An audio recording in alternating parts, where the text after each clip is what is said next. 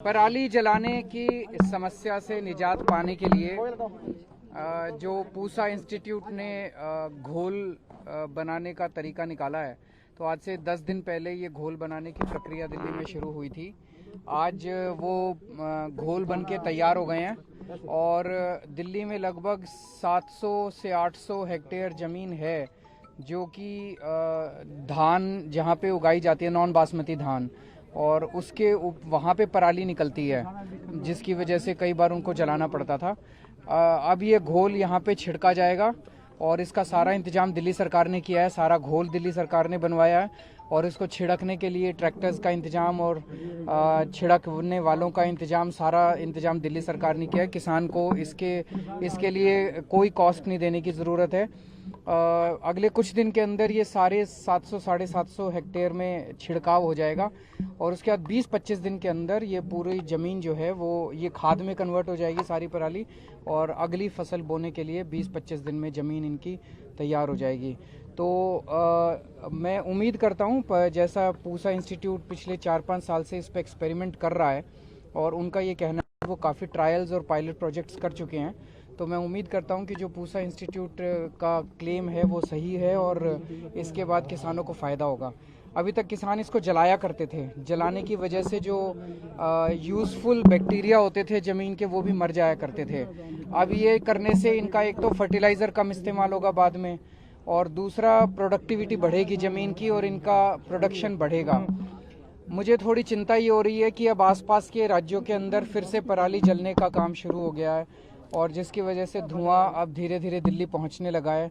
पिछले 10 महीने से दिल्ली के अंदर पोल्यूशन कंट्रोल में था, लेकिन अब फिर पोल्यूशन बढ़ने लगा है। मुझे चिंता दिल्ली के लोगों की है, मुझे चिंता पंजाब के लोगों की है, मुझे चिंता हरियाणा के लोगों की है।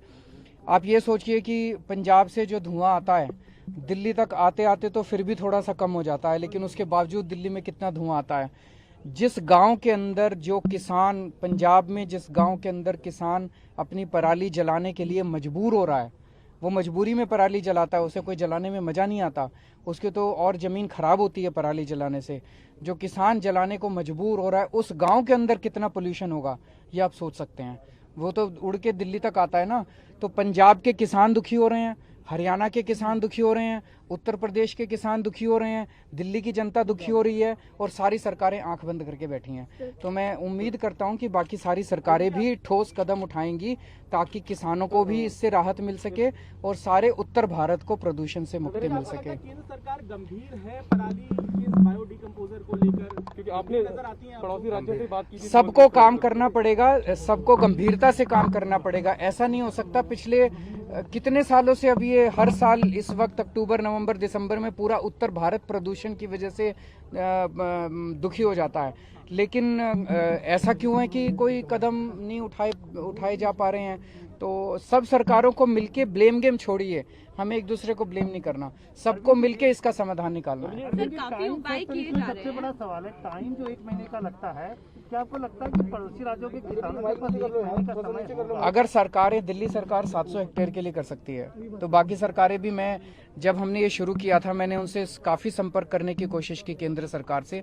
अगर वो चाहते तो कुछ तो कम कर सकते थे इस साल।